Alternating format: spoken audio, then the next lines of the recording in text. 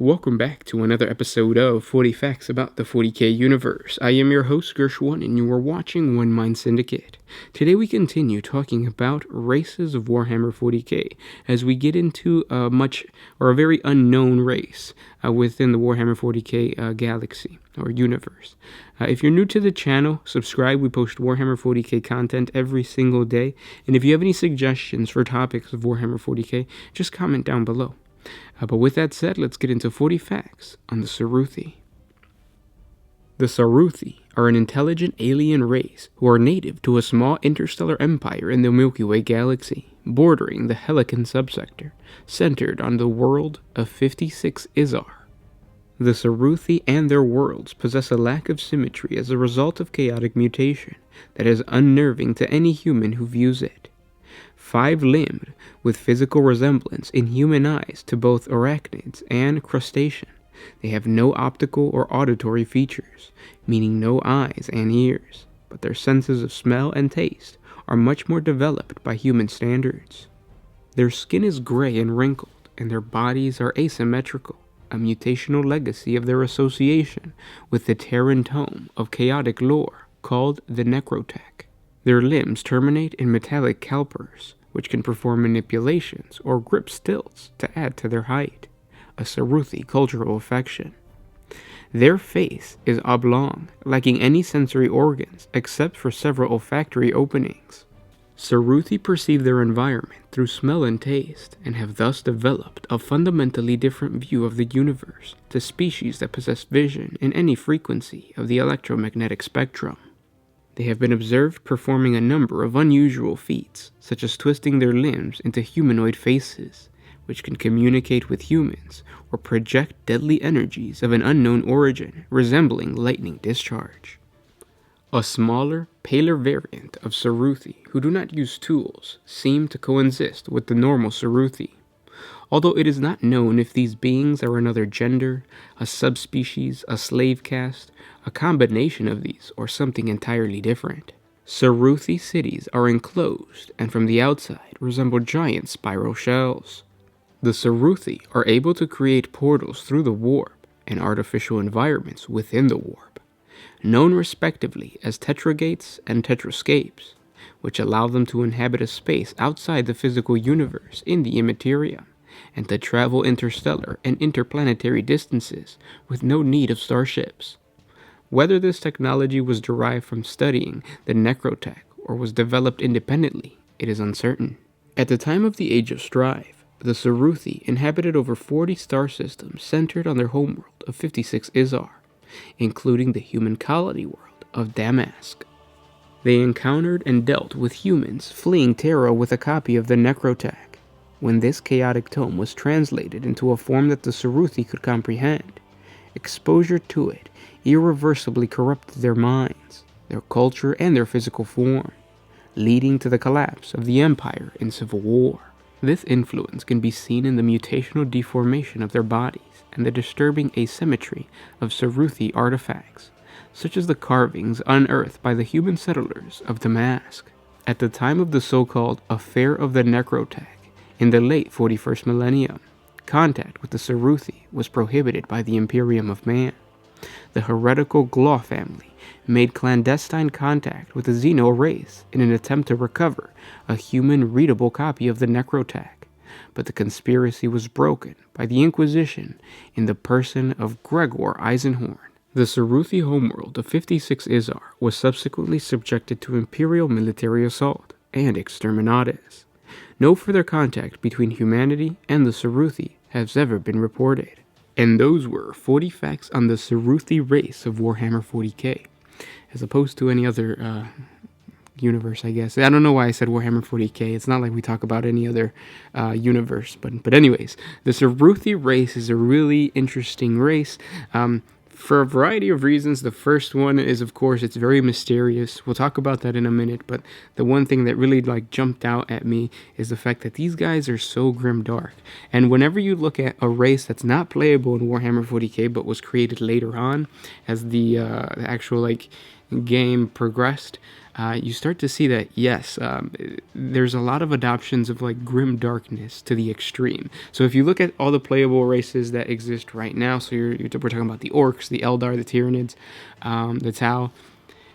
Even though they say that Warhammer 40K is grim dark, it's not as grim dark, or they're not. Those races don't come from a home of grim darkness, I guess you could say. Because, like, in reality, Warhammer 40K got inspiration from so many other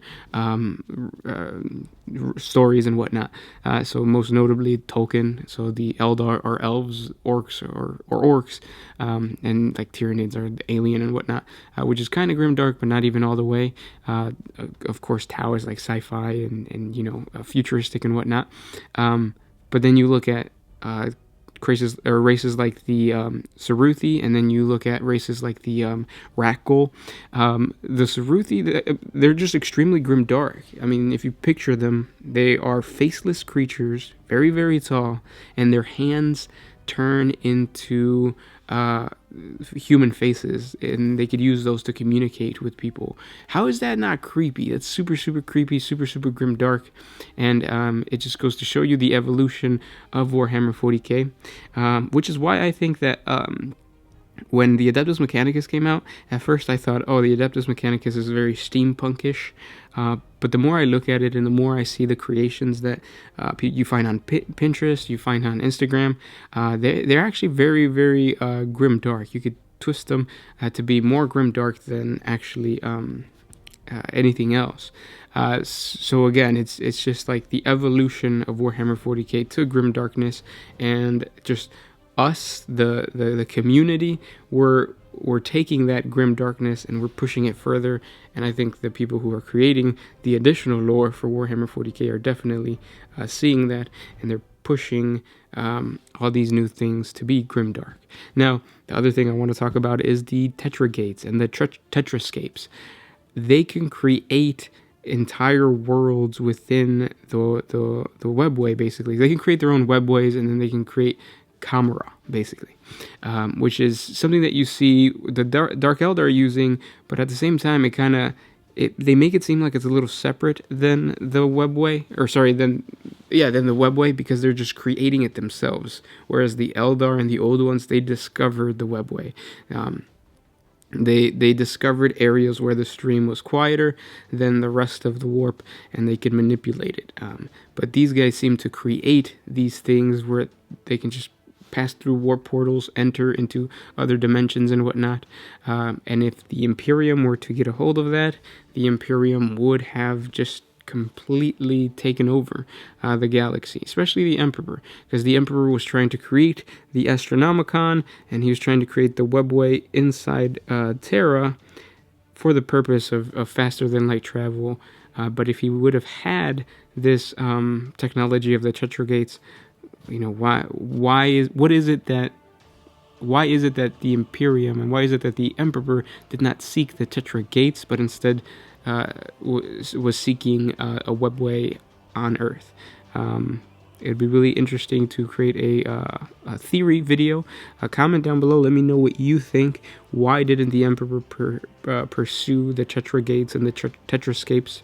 And also, does this mean that, let's say, if the Tyranids do come in and like completely take over, can the species of the Saruthi just create a little patch of immaterium for themselves, wait out the Tyranids, and then come out? So are they like the cockroaches of the Warhammer 40K universe, where they could survive the most savage nuclear weapon, which is, I'm saying the Tyranids are like a nuclear weapon. But yeah, and then also, what Chaos God influenced these guys? These guys scream out Tzeentch, like their faces being deformed, their faces not being symmetrical, being extremely just unsettling to human beings. That screams out Tzeentch. Tzeentch is the one that has like the demons that look like they're basically swimming, but in reality they're in the air, or the ones that are like gliding through the water as if it was air. So Tzeentch is definitely the Chaos God who has corrupted these Saruthi. Now, with all that said, comment down below. Let me know what you think of this race. If you guys like what we do, if you guys like to, if you want to see us continue to do this, comment down below. Start a conversation with us. We love to talk to you guys in the comment section below. And of course, if you want to support us a little bit more, jump on over to Patreon. A simple $1 a month helps us create more videos. We have an exclusive episode of The Greater War that should come out today, Tuesday, if not tomorrow, Wednesday. And then, of course, the creepypastas are coming pretty soon. I want my throat to be completely cleared of this plague, Nurgle plague, before I create the creepypasta. So for all those waiting, that's what I'm waiting on. And of course, we're going to start talking to you guys more on Patreon once we get the whole situation with that settled. Now, with that said, guys, I'll see you tomorrow. This was Gershwin with One Mind Syndicate, signing out.